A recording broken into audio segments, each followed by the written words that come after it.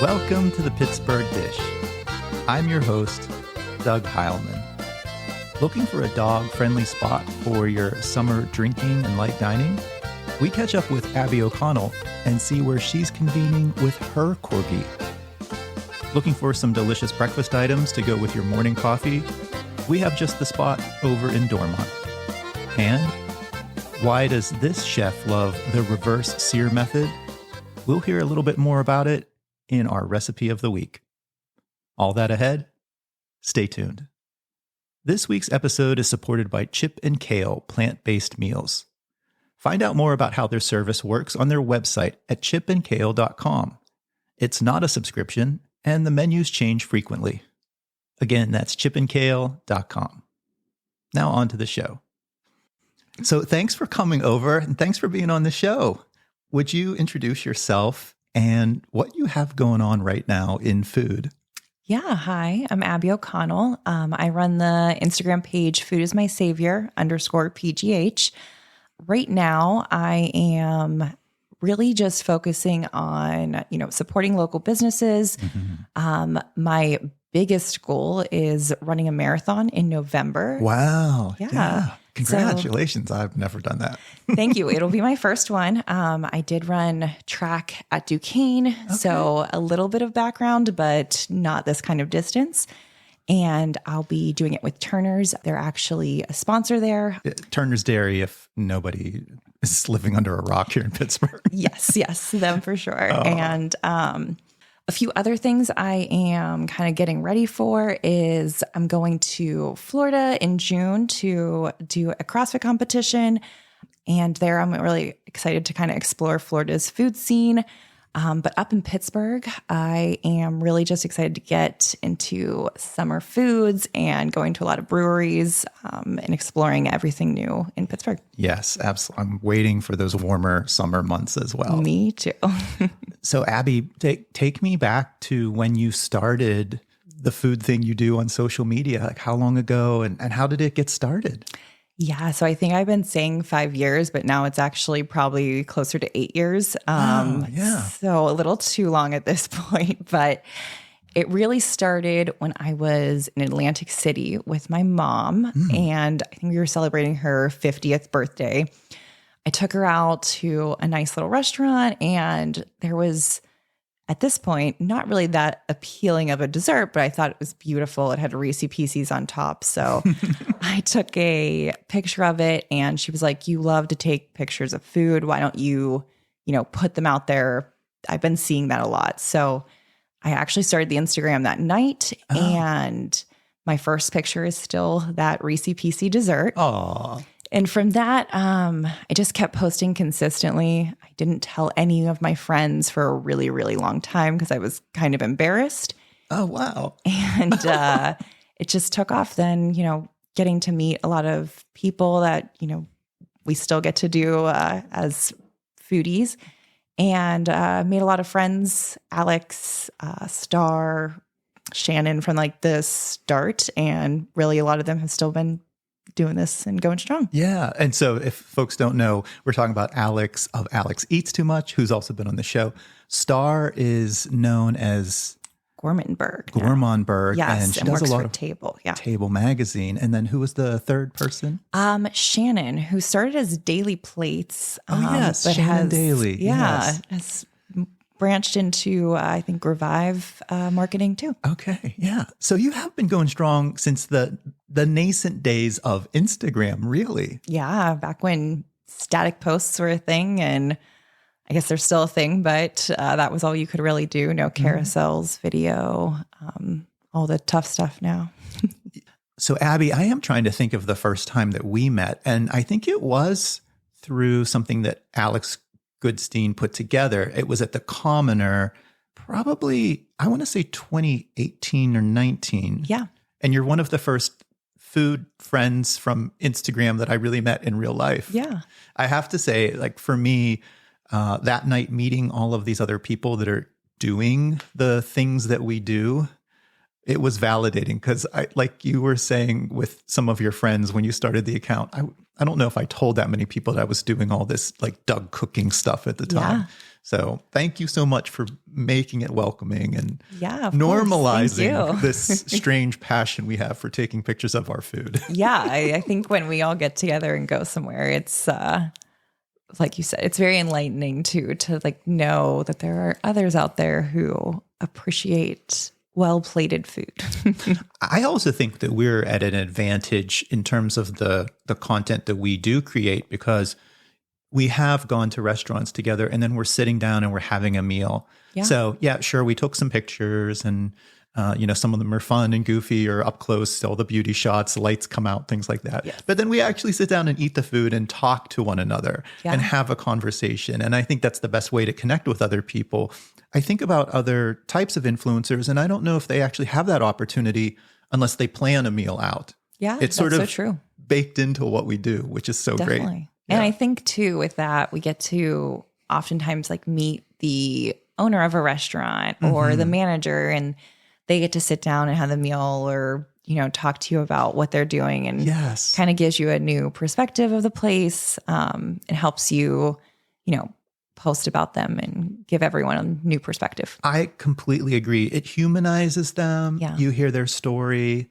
It makes the meal like so much better. And I truly feel like everything that I post, I've met all the owners and it's authentic. I really 100%. Want to post that food because it was good and there's a great story behind it. Yeah, I agree. Service is a big part of it for me too. So I love that. Yeah. And tell me a little bit about the response from restaurants or businesses that you've posted for. Have they ever reached out to you and said, oh my gosh, thanks so much? Any great stories from that? Yeah, I think that's, friendships are the biggest part for me. Right. But the restaurants and supporting local is definitely a huge part of why I continue to do this. I would say getting into it now, a lot of places will reach out to you even and just ask you to come in. But the best parts are whenever, you just go to somewhere organically and they see it and they, thank you for it. Right. Somewhere recently, Big Swickley Creek Brewery, Zakota and I stopped up with our dog, Miley, and we were just checking it out after a walk with her. And it is now one of our favorite breweries. They're very dog friendly. And then they, reached out to me just thanking me for posting. And we've been a few times now. We went and saw the Easter Bunny with Miley a couple weekends ago. It feels good to really give these local places a shout out. Definitely. Yeah. And I have noticed that you've branched out a little beyond food. I know you said you're traveling and you're doing the marathon, but you've also done some travel type posts. Are you looking to sort of widen your breadth of what you're promoting online? Yeah, I think travel has always been a big part of something I love to do. So naturally, I'm like, why not try and, branch out a little bit on social media? Also, I think a huge part of social media now is tourism, and even Visit Pittsburgh does a great job here. There's a lot of different Visit Ashtabula, Visit Columbus that do really awesome jobs in other cities. So just trying to connect with them and be able to really enjoy what I already enjoy. Yeah. And there's usually always a food or a brewery component. Of course. So that's why we travel, Exactly. So I'd love to take a step back and ask a little bit about like where you grew up and what was food like in your early life? Yeah, great question.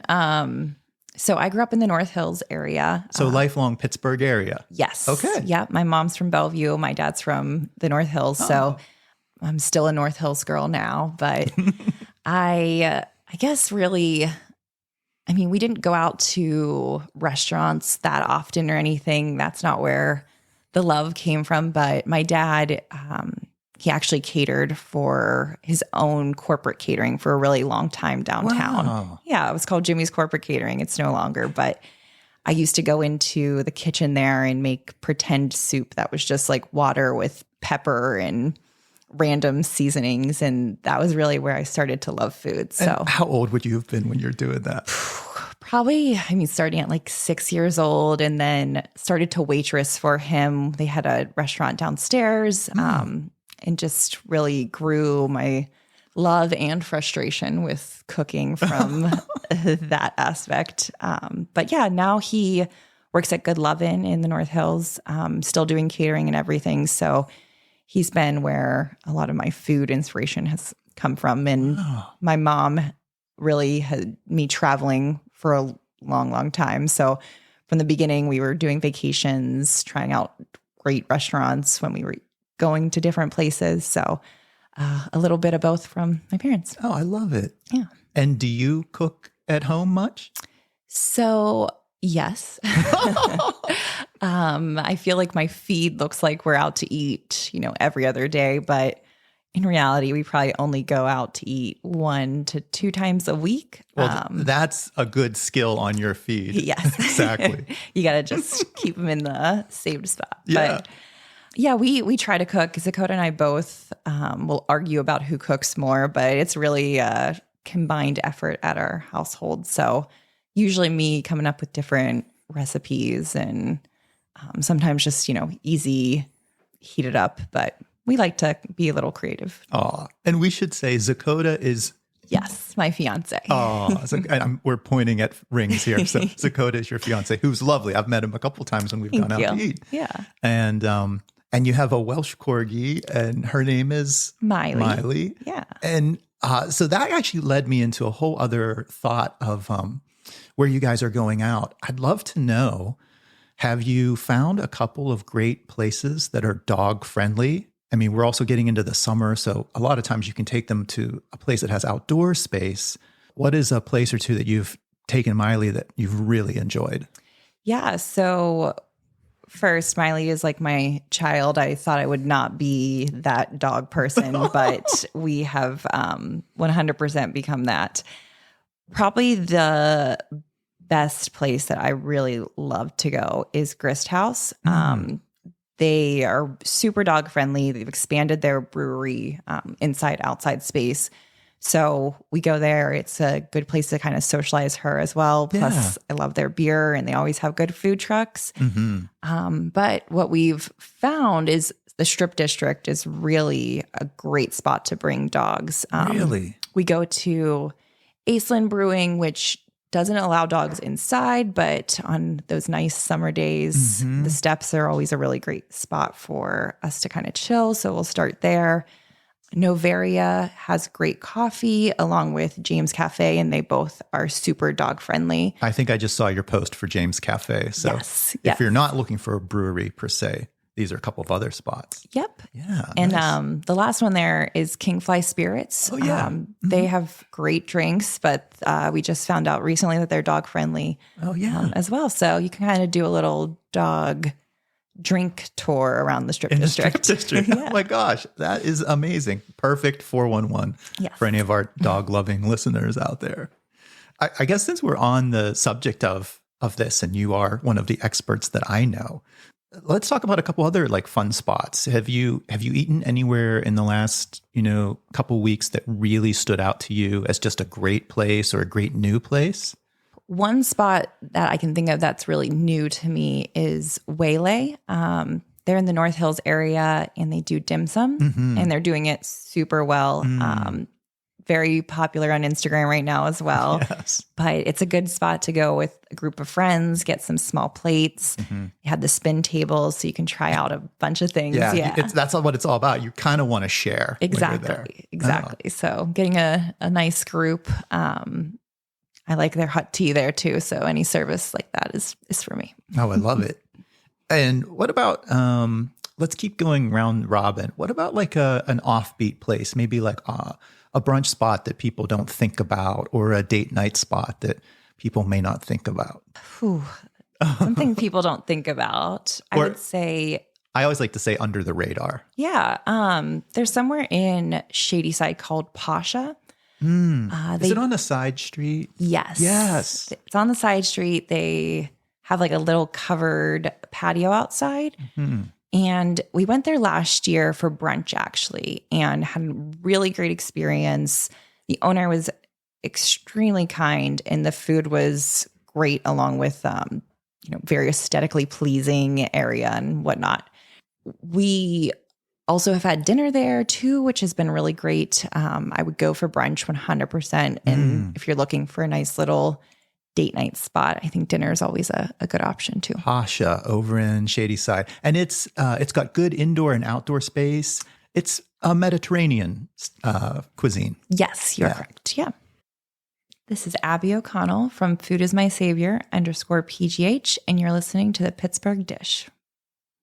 Abby, I really would like to actually dial back into what your career is or where it's gone, because I think from when I first met you, you were a teacher. Is that right? Yes, I was. I taught middle school at a Propel in like the East End. Okay. But now you have kind of taken this content creation gig and doing, social media on your own organically, and you've transitioned into your actual career is this, right? Yeah. So I work at Direct Online Marketing. It's in East Liberty, and I am an account management team lead. So I work on the paid advertising side of things. I have learned a ton, and it has definitely helped me in the sense of audiences and knowing what people want. Both help out in that sense. I think social media helps me learn about my real job, and my real job helps me learn about social media. Oh, wow. But yeah, it's been really great. We do some social media at Direct Online Marketing too. So being able to, give my 2 cents in that. We just started talking with like an influencer marketing group. So excited to kind of learn more about how companies use influencers to really help different brands and companies. Yeah, I think it's, we're still in a relatively new market here with social media as a marketing thing, whether we're doing it ourselves for small businesses and restaurants and food purveyors we love. But I think you're the first person I've talked to that you were doing this content creation for food, for the places, the breweries, the restaurants you loved, but somehow it's become now a career, and you're not just doing it on your own, you're with a business that's doing it. And I love that idea that you're saying that social media has helped you understand your new role, but your new role also helps you understand social media. That's great. It's a lot of fun too, and keeps you on your toes. Agency life is very fast paced, so always learning. Oh my goodness. So we've covered some of your favorite spots and how you got going. I just really want to know, where do you see yourself going in terms of your own social media and some of your goals? What's next for you? So I've started probably too many Instagrams at this point. I have one for my dog, I have one for travel, and then I have a food one. So I'd really like to kind of understand the different markets between those. One goal is to get Miley a little bit more interaction in Pittsburgh. Even I feel like there's so many, like we touched on, dog-friendly hidden gems, things like that in Pittsburgh. So that's one of my goals, is to just really get into a little more of like the dog scene, and even start like little groups to meet up with other dog owners and stuff in Pittsburgh. But my other goal is to understand influencer marketing a little bit more. Like I said, I've done a few bigger brand deals, but I think ultimately being able to support Pittsburgh local restaurants, local areas, while still understanding how, Pittsburgh can support influencers is important to me. So just learning more about those aspects. I know for a really long time, Alex, not to keep bringing him up, but has talked about, different meetups in that sense too. And there's a few others who've started to kind of pick up on that. And I really love the idea of influencers getting together and helping each other, while also being able to help other places. So something that I'd like to, continue that path while still obviously posting about food places and drinks and stuff. Yeah. Do you ever see yourself wanting to go out on your own and make your own marketing your single business? Yeah, I have definitely dabbled in that as an idea. I love the idea. I think, experiences really when you're trying to get a job is the best thing to have. And 8 years of doing this is a lot of experience. So I love to be able to help other local places with social media and building their own brands. I think there's a lot of places that could benefit from it. We've seen the impact of social media influencers, all of that. So definitely something I'd love to explore. I love it. Thank you. Yeah.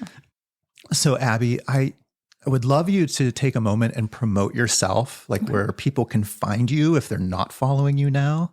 I don't know if you have a website. I don't. Wherever you do exist, go for it. Okay. So if you want to follow me, you can find me on Instagram. Like I said, I have 3 different handles. My food is my savior _PGH. If you want to follow my super cute corgi, that's Miley _ the Korg. And my travel page is Travel is My Savior. All right. Thank you so much. Thank you. At Food is My Savior has really taken off. I think the last time I checked, you're near 20,000 people following you. Getting close, yeah. Congratulations. Thank you. All right, Abby, we're at the end of the interview, and I always have one more question. Okay. Hopefully this isn't a tough one for the line of work you're in. The name of the show is The Pittsburgh Dish. What's one of the best dishes you've eaten this past week? I would say Dish Osteria. Oh, yes. I had their gnocchi, and I tried 3 of their pastas, all fantastic choices. The gnocchi was my favorite for sure. What kind of sauce? You got to tell me. Was it just like simple butter or was it like a red sauce? So it was buttery, but it had the sausage in it too, which was really what drove it home for me. Mm-hmm. Oh, so Dish Osteria, the gnocchi with the sausage in the sauce. Yes, 100%. You can't go wrong with any pasta there. But oh, no. Best dish this week. Best dish. Abby, thanks so much. Thank you, Doug. Up next in our weekly recommend, we talk about a coffee house that's serving up more than just your morning brew. Thanks for listening to The Pittsburgh Dish. If you want to support the show, just visit us on our website at www.pittsburghdish.com and click the Support the Show tab. You can sign up for as little as $3 a month and cancel anytime. Your support helps us to make the show as special as it is. Thank you. In our last episode, I interviewed Alekka Sweeney, and I asked our customary question at the end, which is, all right, Alekka, I've got one final question for you today. I know what you're going to ask me. See, this is, now we're on episode, I don't know what, and you see, you know the question. Mm-hmm. So, Alekka, what's one of the best dishes you've eaten this week?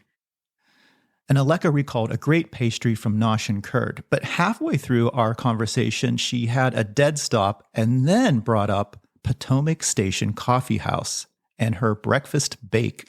Let's hear a little bit more about that conversation as our weekly recommend.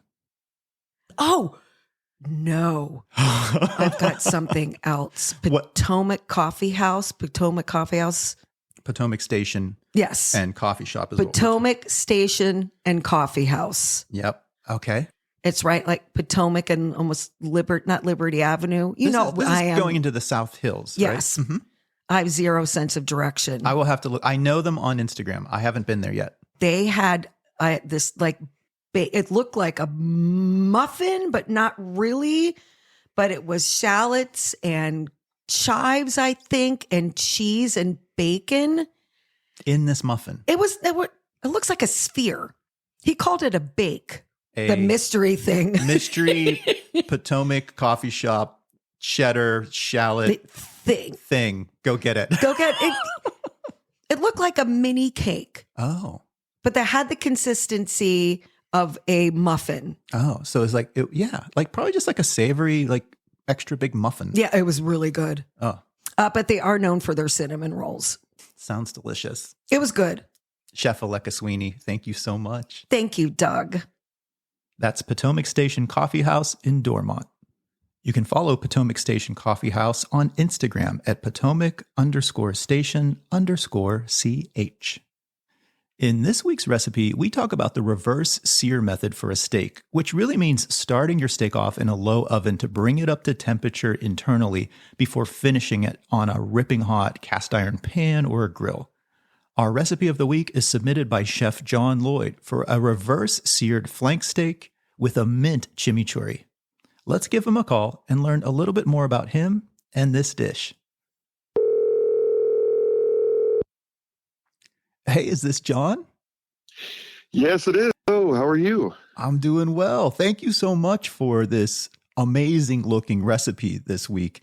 It is a reverse seared flank steak and mint chimichurri. And I definitely want to talk about a reverse sear for our listeners. Okay, sure. Great to meet you, by the way. I saw the first time you reached out, it was through the Chef Jon Lloyd handle. I didn't really get serious about food until the pandemic hit. Okay. And during that time, I got my first smoker, and my wife actually got that for me for Father's Day of 2020. And the world was shut down. There was nowhere you could go. And so I literally spent all of my days out on my patio learning the intricacies of cooking with a fire and integrating smoke into stuff. And so that all kind of led to me starting this YouTube channel, which really was just as a hobby to kind of start, just cataloging my own recipes. There was really no intent for it to ever really become anything. But it actually started fairly quickly taking off. Yeah. And so I basically started a private chef company where I do like in-home private chef experiences. I'm actually the Pittsburgh ambassador for Airbnb experiences. So anytime anyone books an Airbnb anywhere in the Pittsburgh area, they can choose to have a private chef experience, and I'm the chef that does it. Wow. That is such a cool gig. And isn't it amazing? So the smoker and the outdoor stuff was like your version of other people doing sourdough, and where each next step takes you. And I also know that you do some like cooking demonstrations at the kitchen at Van Jura and Sweetwater. Is that correct? That's correct. Yeah. Yep. I'm about to start doing the same thing over at Phipps Conservatory. Oh, congratulations. Yeah, thanks. All right. So let's get into this recipe because I think listeners will be really interested to know about a reverse sear. Jon, for those of us that maybe don't know this technique for the flank steak or maybe any other type of steak, what exactly is the reverse sear and why do you love it? Yeah, so a reverse sear it's a relatively newer technique. If you think about what a sear is, it's kind of that thing that happens right at the end. Kind of you've got like your meat to the temperature that you want, and you sear it at the end instead of searing it at the beginning. Yeah, like hot and fast. You're trying to get like the crust or the outside, that perfect color and consistency. Yeah, and what that sear is going to do, if you do it in a reverse method, meaning that because a lot of times, like if you go to a restaurant, they'll sear your steak and then they'll throw it in a pan and put it in the oven and then kind of let it cook there. The benefit of a reverse sear is that you're developing a lot of the flavor of the internal meat by allowing the fat and the marbling to kind of break down first before anything else happens to it. And then when you sear at the end, it's almost like a heat shock to the meat, which basically you sear it on like a piping hot. I use cast iron for that, and it basically takes all of those delicious juices that are kind of moving around in there and just forces them not to leave. So so that way when you slice into it after a few minutes of rest, you don't get all that delicious juice kind of going everywhere because it's been sort of locked in. It stays in the meat through that reverse sear method. Yeah. Mm-hmm. Oh, that sounds so good. So a moderate, like lower oven, you bring it up to a certain internal temp, and then you're throwing it on a hot pan, or maybe like a ripping hot grill. Could you sear it on a grill if somebody wanted to? Absolutely. Okay. Absolutely. You could do that. I like when I do reverse sears, I like to do it in cast iron or on some sort of a flat surface, only because there is that initial kind of shock to the meat, and on a grill you might lose some of that juice in the grates. And so I like to just have my pan as hot as it will go, usually whenever it's smoking fairly well, and then just throw that meat, right on there. Yeah, it's the flat surface that you're going for to get that perfect seal in the juice. And so cast iron skillet, or even I know some folks that have like the Blackstone griddle tops. That might also work too. A couple of those as well. Yeah. Oh, you have a couple? Yeah, I do. Yeah. It's one of the it's both a blessing and a curse, because I regularly have outdoor cooking equipment show up at my house from various companies. Wow. And my wife is like, you can't get any more of these. No more grills. We don't have space. Oh, wow. That makes for a whole other unique barbecue experience over at your place. Yeah. Okay, well, let's just shift gears for a second. Let's move over to the chimichurri, which is, traditionally, I know it with like parsley and oil, but you have a bunch of mint in this. I imagine it adds a ton of brightness to this steak. It does, and it adds a so a chimichurri is traditionally like an Argentinian origin, and it is made whether it's a red chimichurri or a green, they are very, very traditional in the way that they're made. I am a person who likes to take the most traditional things and introduce some sort of an element into it to make you kind of like perk up when you eat it. Yeah. To think like, oh wow, this isn't like super different from a normal one, but there's something about it. And I like to give you the challenge of sort of like, what is that thing? There's something different about this that really elevates it just a little bit.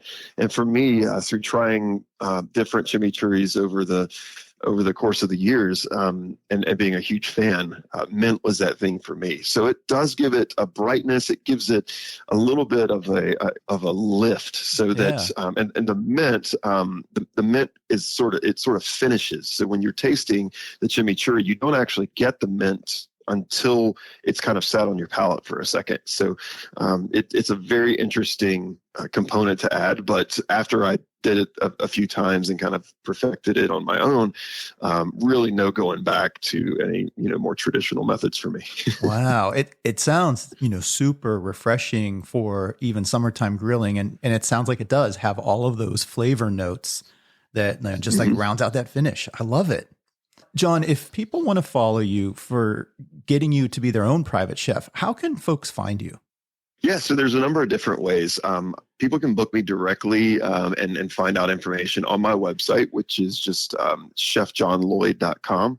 That's Jon with no H and Lloyd with 2 L's. That's kind of how I say it. So chefjonlloyd.com.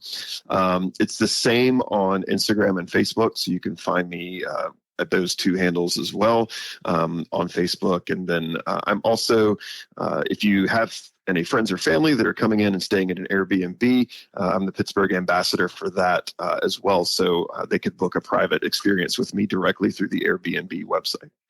Now, so Jon, before I let you go, it's not only Chef Jon Lloyd that I've found, but because we did mention you are great on the grill and maybe have more than one, you've got another little side hustle then. So if people are interested in the barbecue and grilling side of you, where else could they find you? Yes, so I have a fairly prolific YouTube presence, and that is called Holy Smokes Barbecue on YouTube. Not to be confused with any restaurants or anything like that, but it's youtube.com/HolySmokesBBQ. And currently sitting at about 140 outdoor cooking videos on there, featuring all types of smokers and griddles and all sorts of things that are currently taking up every square inch of my patio. Well, that is a perfect resource for the summer season of grilling. So thank you for giving us that one too. Chef Jon Lloyd, thank you so much for this recipe and for being on the Pittsburgh Dish. Of course. Thank you. That's our show for this week. We want to thank all of our guests and contributors, and to Kevin Selecki of Carnegie Accordion Company for providing the music to our show. We'll be back again next week with another fresh episode. Stay tuned.